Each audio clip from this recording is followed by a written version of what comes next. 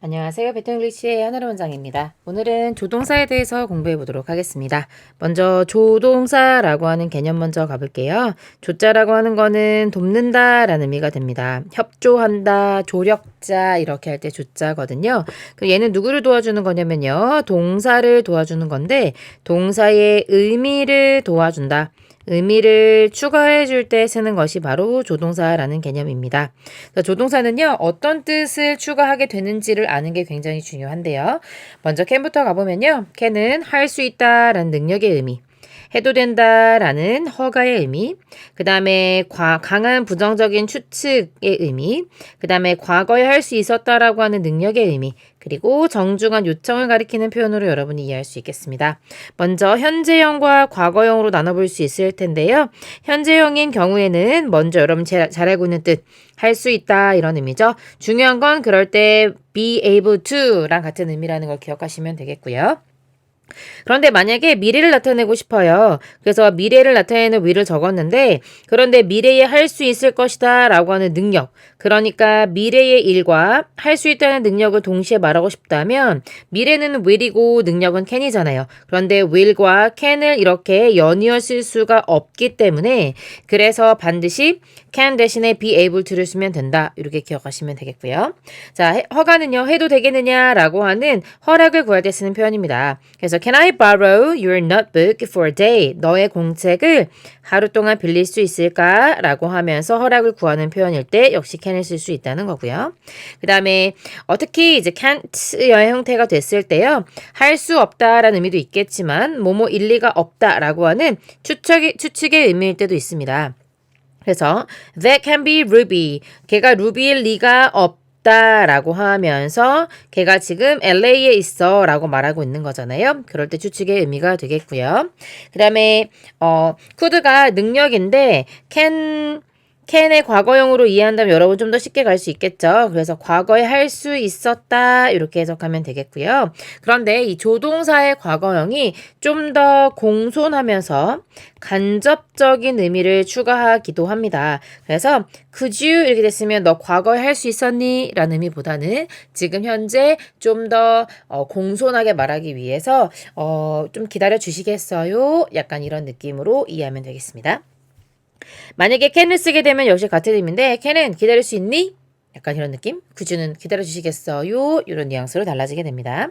자, 두 번째 may 가볼게요. may는 두 가지 의미, 허가와 추측의 의미가 있는데 may 같은 경우는 가능성이 한 30% 정도의 느낌일 때 쓰는 거고요. might는 may의 과거형이기도 하면서 추측의 정도가 좀 더 낮을 때 쓰는 겁니다. 그 루머가 사실일 수도 있고 그런데 아닐 가능성이 좀 더 높다고 할 때 may를 쓴다고 보시면 됩니다. 요게 지금 바로 그런 느낌인 거고요. 그 다음에 may는 허락의 느낌이 있어요. 그래서 너 숙제 끝냈구나. You may go out to play. 놀러 나가도 된다. 허가의 의미가 되겠습니다. 그럴 때는 여기서 can과 같은 의미로 쓰일 수 있다까지 갈 수 있겠고요. 자, 이번에 must 가볼게요. must는 조금 까다로운데요. 어떤 부분에서 까다롭냐면 have to랑 같은 의미이거든요. 그래서 둘 다 뭐뭐 해야 한다라는 뉘앙스가 있어요. 그래서 9시부터 6시까지 일해야 한다. 매일 이렇게 말할 때 must나 have to를 사용하는데 그런데 이 두 개가 부정형일 때가 좀 어려워요. 하면 안 된다라고 할 때 must not. 그 다음에 have to랑 같은 의미의 have to에다가 부정할 때 얘는 또 특이하게도요. have not to 뭐 이런 식으로 쓰는 게 아니라 뭐 have not to 아니면 뭐 have to not 이런 식으로 전혀 사용하지 않고 don't를 이용해서 don't have to를 사용하는데 그런데 긍정형일 때는 의미가 같아요. 긍정형일 때는 같은 의미인데 그런데 부정형일 때 의미가 같지 않거든요. must not은 여전히 해서는 안 된다라고 이해할 수 있는데 don't have to는 불필요를 나타내요. 할 필요가 없다라고 해석할 수 있는 겁니다. 그래서 don't need to, need not 이런 표현들이 역시 같은 의미로 이해할 수 있다는 겁니다. 그런데 이 must가 해야 한다라는 의미만 알고 있으면 여러분 안 되고요. 어떤 의미가 있냐면 강한 추측을 나타낼 때 쓰는 표현입니다. 뭐뭐임에 틀림없다. 여기서는 그녀가 피곤해야 한다. 좀 이상하죠? 장기간의 여행 뒤에 피곤함에 틀림없다. 이렇게 말하고 싶지 않겠어요? 그래서 must be 추측으로 해석해 주셔야 되겠습니다. 마지막으로 should는요. 어떤 의무나 충고를 나타내 쓰는 표현이에요. 뭐뭐 하는 게 낫지 않겠나 이런 느낌이고요. 당연히 부정형을 쓸 때는 should not 해서 의미는 안 하는 게 좋겠다 이렇게 해석하면 되겠습니다. 자, 그럼 밑에 문제를 한번 풀어보도록 할게요. 잠시 멈춰두시고 답을 생각해 보신 다음에 그 다음에 해설을 들어보도록 하겠습니다. 네, 그럼 보도록 하죠. D는요, 달렸는데 100m를 달렸어요. In 11 seconds. 와우. 11초 만에 100m라니 굉장한 실력이죠. 그러면서 이 비트가 이기다 이런 의미거든요. 너 걔 이길 수 있어? 이렇게 물어보는 거죠. 너 얘가 이렇게 잘 달리는데 그 D는잖아요. D는 이길 수 있겠니? 라고 하면서 능력을 물어보는 표현인 것 같죠. 그래서 can을 골라주시면 되겠습니다.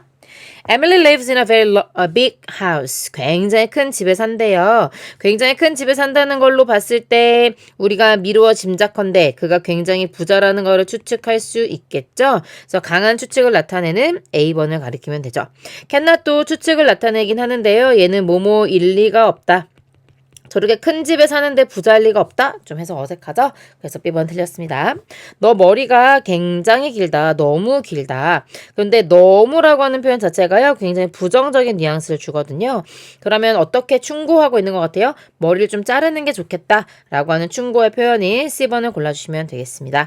must not도 뭐 들어갈 수 있겠지만 must not 이라고 했으니까 자르면 안 된다. 앞에 있는 too long 너무 길어 라고 하는 표현과 어울리지 않기 때문에 B번은 정답으로 고를 수 없겠습니다. 여기까지 가볼게요. 수고하셨습니다.